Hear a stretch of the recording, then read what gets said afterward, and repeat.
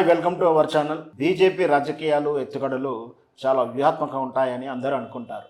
కానీ తెలంగాణ బీజేపీ రాజకీయాల విషయం చూస్తే మెచ్యూరిటీ లేని రాజకీయ విధానం అవలంబిస్తుందా? ఎందుకు భిన్నంగా ఈ విధంగా ఉంది? ఎందుకు భిన్నంగా ఈ విధంగా బీజేపీ తీరు వ్యూహాలు ఈ విధంగా ఎందుకున్నాయని అందరికీ అనుమానం వస్తుంది. ముఖ్యంగా నరేంద్ర మోడీని మించినటువంటి రాజకీయ చాణక్యుడు లేడు. నరేంద్ర మోడీ, అమిత్ షా ఇద్దరు కలిసి ఈ దేశ రాజకీయాలను ఏ విధంగా శాసించగలుగుతున్నారో అందరికీ తెలుసు. ఎక్కడ ఏం చేయాలో, ఎలా చేస్తే తాను రాణించగలుగుతారో బీజేపీకి దాని మాతృ సంస్థ అయినటువంటి ఆర్ఎస్ఎస్కు, విహెచ్పి సంఘ కార్యకర్తలకు స్పష్టంగా వ్యూహం ఉంటుంది. అయితే అదంతా కూడా నార్త్కే, అంటే ఉత్తర భారతదేశానికి పనిచేస్తుందా, దక్షిణ భారతదేశానికి వాళ్ళ పాచికలు పారట్లేవా అని అనుమానాలు వస్తున్నాయి. ఎందుకంటే ముఖ్యంగా మనం చూస్తూనే ఉన్నాం, కర్ణాటకలో ఓడిపోయిన తీరు, కర్ణాటకలో వాళ్ళ వైఫల్యాలు. అందున ఇంకొకటి తమిళనాడులో వాళ్ళు వేళ్ళుడుకోవడానికి, కనీసం చొరబడటానికి కూడా, స్టేయింగ్ చేయడానికి కొంచెం 5% కూడా తమిళనాడు రాజకీయాల్లో వాళ్ళు వేలు పెట్టలేకపోయారు. ఇకపోతే తెలుగు రాష్ట్రాల కన్నా ముందు కేరళ గురించి చెప్పాలి. కేరళలో మనకు తెలుసు, అక్కడ ముస్లిం కమ్యూనిటీ ఎక్కువగా ఉండడంతో బీజేపీ కొంచెం చొచ్చుకు వెళ్ళడానికి ప్రయత్నం చేస్తున్నా కూడా అక్కడ కమ్యూనిస్ట్ భావజాలు ఉన్నటువంటి ప్రజలు ఎక్కువగా ఉండడం, బీజేపీని అంతగా స్వాగతించకపోవడం మనం చూస్తూనే ఉన్నాం. ఇకపోతే ఉన్నది ఏకైక రాష్ట్రం తెలుగు రాష్ట్రాలు అయినటువంటి ఆంధ్రప్రదేశ్ అండ్ తెలంగాణ. ఇక్కడ కూడా తెలంగాణలో మాత్రమే గతంలో పట్టణాలలో, హైదరాబాద్ లాంటి మెట్రో సిటీలోనూ, నల్గొండ, నిజామాబాద్ లాంటిటువంటి కొన్ని టౌన్లలో మాత్రమే బీజేపీ ఉండేది. కానీ కాలక్రమేపీ నరేంద్ర మోడీ వచ్చిన తర్వాత బండి సంజయ్ వచ్చిన తర్వాత పోలరైజేషన్ ఆఫ్ మతం గురించి ఇవన్నీ కూడా కొంచెం పుంజుకున్నమాట వాస్తవమే.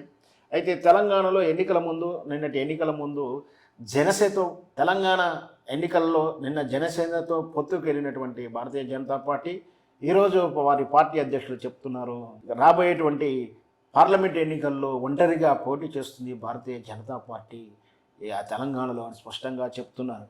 అంటే వాస్తవానికి భారతీయ జనతా పార్టీ అనేది ఒకటి పార్టీల కూటమి. ఆ పార్టీల కూటమిపై ఎన్డీఏ, నేషనల్ డెమోక్రటిక్ అలయన్స్ అని, ఆ ఎన్డీఏ కూటమిలో జనసేన ఆల్రెడీ భాగస్వామి అని డిక్లేర్గా ఉంది.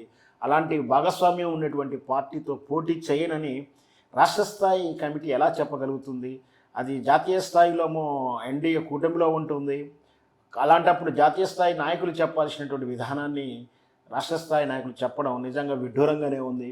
ఎందుకంటే జనసేనతో కలిసి పోటీ చేయడం వల్ల కలిసి వచ్చిన అంశం ఏమీ లేదని డిసైడ్ చేసుకున్నారా? జనసేన ఎందుకు పనికిరానటువంటి ఒక అపెండెక్స్ లాంటి ప్రమాదమే తప్పించి దానికి మనకు అవసరం లేదు అని నిర్ణయం తీసుకున్నారా? మరి ఈ నిర్ణయం కేవలం తెలంగాణ ఎన్నికలకే పనిచేస్తుందా, లేదా ఆంధ్రప్రదేశ్ ఎన్నికల్లో కూడా తెలంగాణలో మాదిరిగానే బీజేపీ, జనసేన కలిసి పోటీ చేయకుండా ఒంటరిగా పోటీ చేస్తుందా? అలా పోటీ చేస్తే ఆంధ్రప్రదేశ్ ఎన్నికల్లో సాధ్యమైనంత వరకు పార్లమెంట్ ఎన్నికలతో కలిపే ఉంటుంది. ఏకస్వామ్యంలో ఉన్నప్పుడు, ఒకేసారి పోటీ చేస్తున్నప్పుడు మరి బీజేపీ పార్టీ జనసేనతో కలిసి పోటీ చేస్తుందా, చేయట్లేదు. అంటే తెలంగాణలో ఒక రకంగాను, ఆంధ్రప్రదేశ్లో ఇంకొక రకంగాను ప్రవర్తిస్తుందా? ఈ సమీకరణాలు ఎలా ఉన్నాయి? ఈ రాజకీయ ధోరణి ఏంటి? ఈ రాష్ట్ర స్థాయి నాయకులు, కేంద్ర స్థాయి నాయకులకు ఉన్న వ్యత్యాసం ఎందుకుంది? ఇంత గ్యాప్ ఎందుకు వస్తుంది? ఈ అర్థం లేని మాటలని, కన్ఫ్యూజ్ మాటలన్నీ, కంగారు మాటలన్నీ ప్రజలని మభ్యపెట్టడానికా, లేదా నాయకులను మభ్యపెట్టడానికా, లేదా ఇతరులని ఏదన్నా రాష్ట్ర ఎజెండాలని ఉద్దేశంగా పెట్టుకొని ఇలా మాట్లాడుతున్నారనేది మరి భారతీయ జనతా పార్టీ పెద్దలే తేల్చాలి. ఏదైనప్పటికీ భారతీయ జనతా పార్టీ అనేది రాష్ట్ర స్థాయి పార్టీ కాదు, అది కేంద్ర స్థాయి, దేశానికి మొత్తం ఉన్నటువంటి జాతీయ స్థాయి పార్టీ. ఏ పార్టీ విధానాలైనా సరే జాతీయ స్థాయి అధ్యక్షుడు, జాతీయ స్థాయి కార్యనిర్వాహకం చెప్పాల్సిన నిర్ణయాలని రాష్ట్ర స్థాయిలో నిర్ణయించడం, రాష్ట్ర స్థాయిలో వ్యాఖ్యానించడం నిజంగా ఆశాస్పదం అవుతుంది. రేపొద్దున అదే జనసేన పొత్తులో కలిసి వెళ్ళాలని జాతీయ స్థాయి కమిటీ చెప్పినప్పుడు రాష్ట్ర స్థాయి క్రెడిబిలిటీ దెబ్బతింటుంది. ఇవేమీ ఆలోచన చేయకుండా ఇలాంటి వ్యాఖ్యలు చేయడం నిజంగా కూడా భారతీయ జనతా పార్టీలో రోజుకు క్రమశిక్షణ తప్పుతుందా, పటుత్వం తప్పుతుందా అనేది అనుమానాలు అందరికీ వస్తుంది. ఏదైనా సరే ఎన్నికల దగ్గరకు వచ్చినప్పుడు చూద్దాం. భారతీయ జనతా పార్టీ పొత్తులతో వెళ్తుందా, ఒంటరిగా వెళ్తుందా అనేది రేపు రాబోయేటువంటి ఎన్నికల్లో తేలిపోతుంది.